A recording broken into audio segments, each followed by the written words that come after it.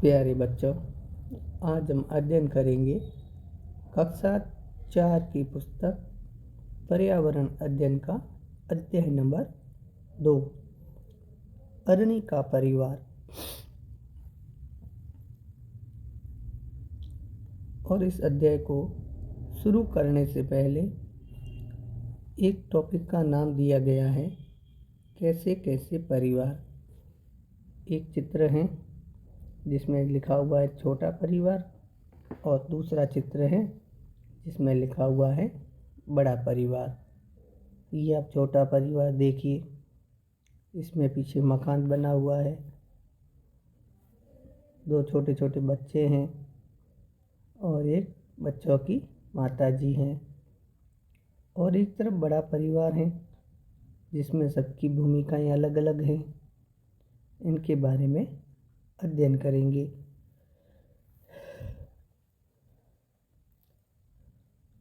छोटा परिवार में बातचीत करते हुए बच्चे ने कहा, माँ, आज आप से पहले पापा आ गए। माँ, हाँ बेटा, एक मीटिंग थी। पिता, थक गई होगी, बैठो, मैं चाय बनाता हूँ। देखिए, ये जो वार्तालाप थी ये छोटे परिवार की थी। यानी बच्चे ने कहा, माँ, आज तो आप पापा से पहले आ गई हो। और उसके पिताजी ने भी कहा, थक गई होगी, मैं तुम्हारे लिए चाय बना के लाती हूँ। अब इसी प्रकार बड़े परिवार की बातचीत देखें। ताऊ जी, दीपा की माँ दीपा के लिए अच्छा रिश्ता आया है।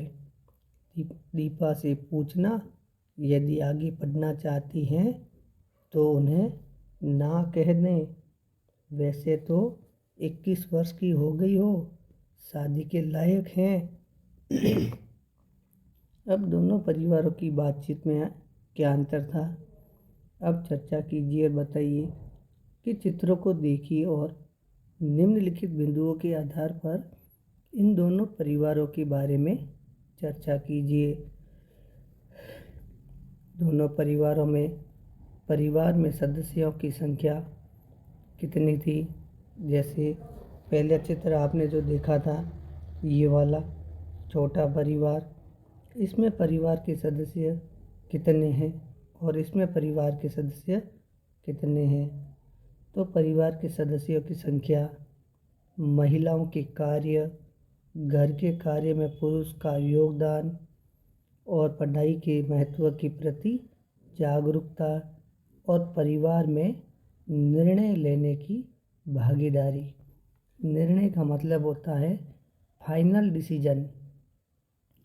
अब पहले चित्र में जो देखा कि परिवार में माता पिता व बच्चे हैं, यह एकल परिवार है।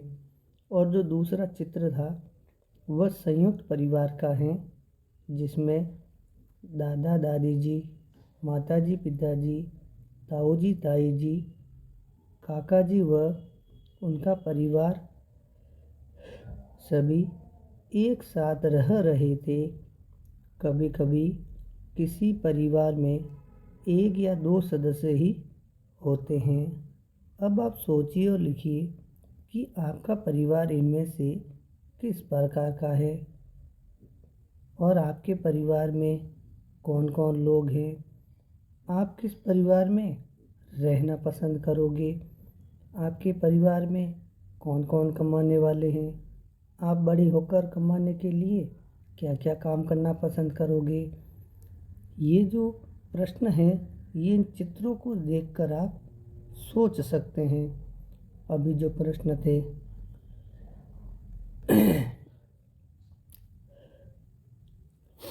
अब आगे हैं, मेरी लाडो खूब पढ़ेगी। पोलियो के कारण अरणी को चलने में परेशानी हो रही थी, लेकिन वह चित्रकारी बहुत ही सुंदर करती थी। उसकी उमा दीदी ने उसे बहुत प्रोत्साहित किया।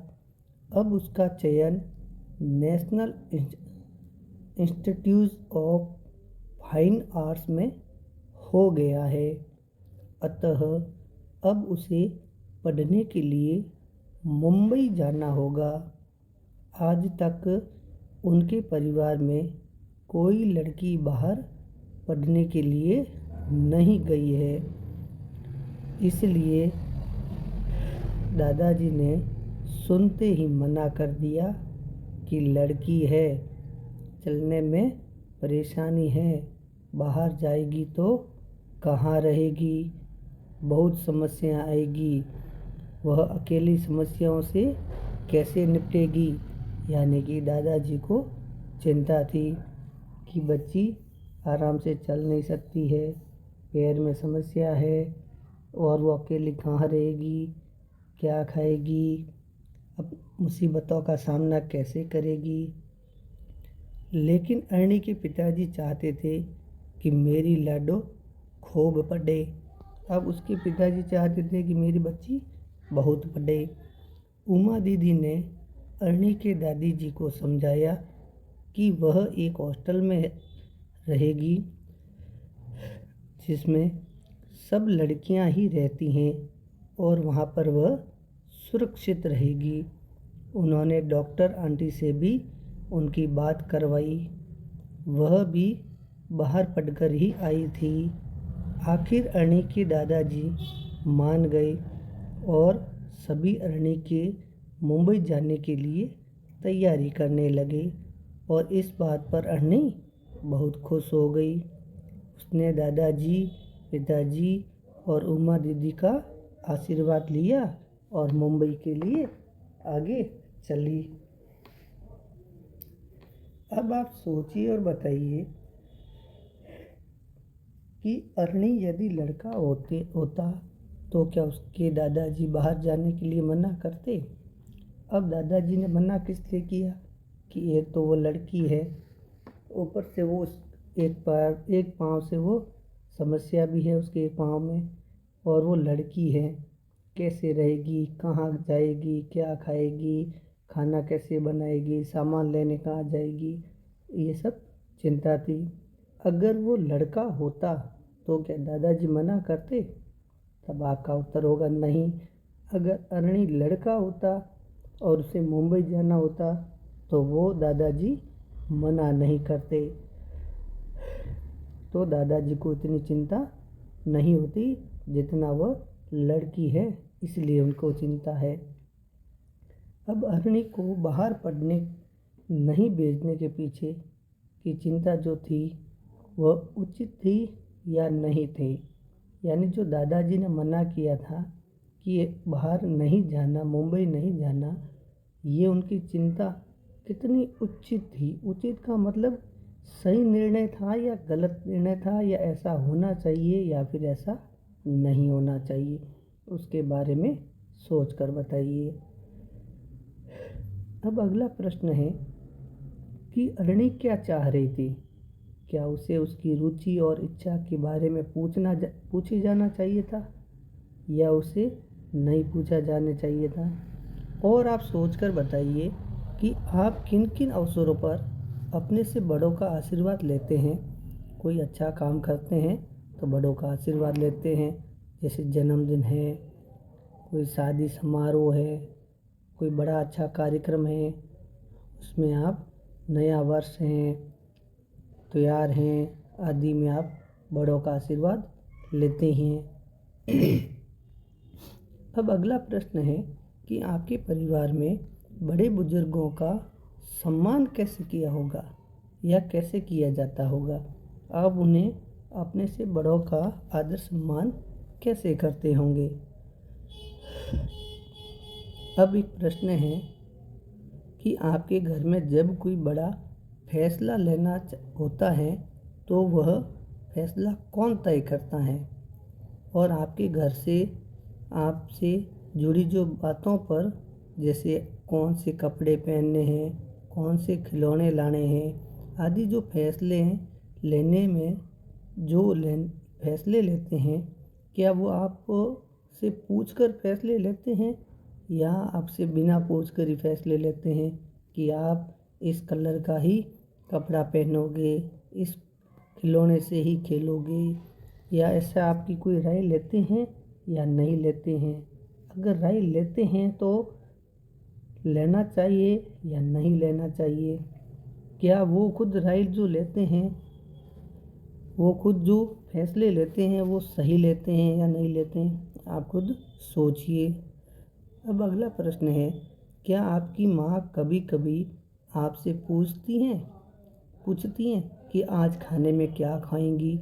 यानी जब मम्मी खाना बनाती है, माता जी खाना बनाती है, बहन खाना बनाती है, तब आपसे पूछती होगी कि आज खाने में क्या बनाएं। एक चित्र आप देखिए, अरनी अपने दादाजी, पिताजी, उमा दीदी के साथ ये देखिए बात करते हुए, और उसके पाँव में चलने में समस्या भी हो रही है। ये देखिए उनके पाँव में ये लकड़ी का सहारा लिया हुआ एक जैसे। अब आगे चर्चा कीजिए और बताइए कि आपकी राय में फैसला लेने का सही तरीका क्या होना चाहिए।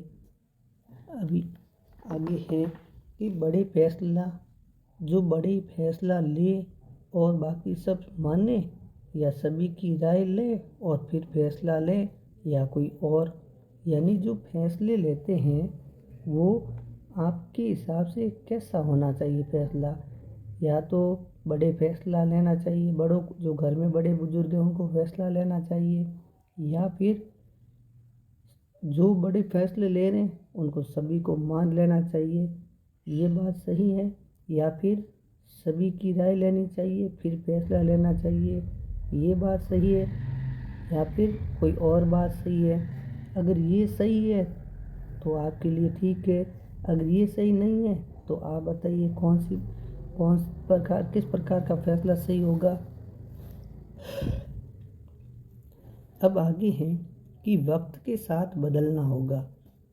एक दिन अरणी की दादी उससे बोली, बेटा तुम बाहर तो जा रही हो, लेकिन वहाँ न जाने कौन सा खाना आप खाओगी। जो खाना खाओगी वो कौन बनाएगा, कैसा बनाएगा, और तू अपना खाना खुद ही बनाया कर, क्योंकि हो सके वो खाना जो बनाएगा वो आप उसको ग्रहण करो या ना करो।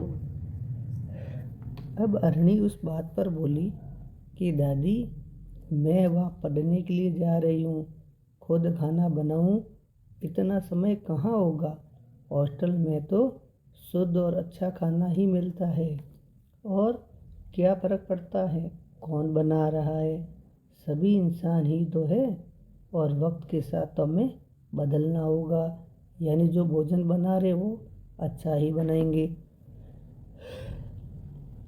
अब चर्चा कीजिए और बताइए कि अरणी ने कहा कि वक्त के साथ बदलना होगा, आपके आसपास ऐसा क्या है जो वक्त के साथ बदलना चाहिए? तो इसका उत्तर है, हमारे आसपास जो जाति भेद हैं, जो ऊंच नीच है, जो छुआछूत है, रूढ़िवादिता है, इन सबको बदलना चाहिए।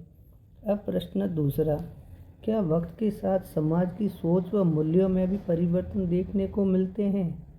ऐसे ही आपके आसपास कोई परिवर्तन आप खुद अनुभव करते हैं तो आप अपने अनुभव को कक्षा में बता सकते हैं। तो इसका उत्तर है कि पहले लड़कियों की शिक्षा के बारे में अधिक नहीं सोचा जाता था, किंतु अब लड़कियों की पढ़ाई के बारे में, परिवार वालों के बारे में अच्छी तथा ऊंची शिक्षा दिलाने लगे हैं, ऐसा सोच उनमें आई है, और इससे लड़कियां हर क्षेत्र में भी आगे बढ़ने लगी हैं।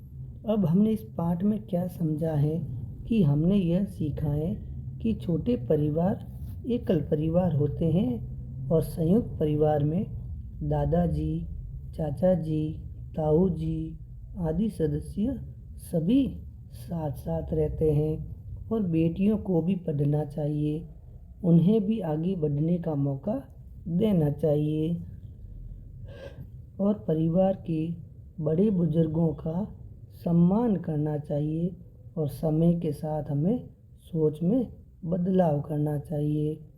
अब इस पाठ के अनुसार हमने क्या जाना और क्या समझा है उसके बारे में कुछ प्रश्न हैं, वो अब बताइए। जैसे पहला प्रश्न है कि परिवार में महत्वपूर्ण निर्णय किसको और कैसे लेना चाहिए और क्यों लेना चाहिए। महत्वपूर्ण का मतलब होता है कि खास निर्णय। तो परिवार की महत्वपूर्ण निर्णय परिवार के बड़े सदस्यों को मिलकर तथा निर्णय लेने चाहिए, जिससे संबंधित हो, जो उन सबकी राय हो उनसे संबंधित हो, वह निर्णय लेने चाहिए और उनकी राय लेकर ही निर्णय लेना चाहिए। उनकी का मतलब जो परिवार के सदस्य साथ बैठे हैं उन सभी की राय लेना चाहिए और ऐसा करने से उस निर्णय को निभाने में सभी सहयोग भी करेंगे। यानी परिवार वाले सभी कहते हैं हाँ सही बात है, तो हमें वह बात मानना अच्छा लगता है।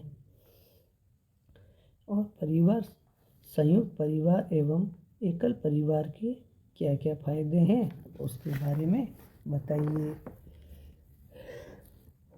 तो संयुक्त परिवार में सभी सदस्यों को समान सुरक्षा, समान का मतलब बराबर, समान सुरक्षा और सुविधाएं मिलती हैं। एकल परिवार में व्यक्तित्व स्वतंत्रता अधिक होती है। यानी एकल परिवार में वह व्यक्ति खुद का ही निर्णय लेता है, जैसे मैंने कहा वह सही है। और परिवार जो संयुक्त परिवार होता है उसमें बड़े बुजुर्गों ने जो कहा वो फाइनल डिसीजन होता है, वो महत्वपूर्ण निर्णय होता है। और एकल परिवार में ऐसा नहीं होता है। एकल परिवार में केवल एक ही जना फैसला लेता है और सामूहिक परिवार जो संयुक्त परिवार होते हैं उसमें सभी की राय लेकर महत्वपूर्ण निर्णय लिए जाते हैं। एकल परिवार में निर्णय लेने में परिवार के सदस्यों की अपेक्षाकृत अधिक भागीदारी होती है। प्यारे बच्चों, सब्सक्राइब, लाइक, शेयर, कमेंट। अपना यह अध्याय पूरा हुआ। जय हिंद, जय भारत।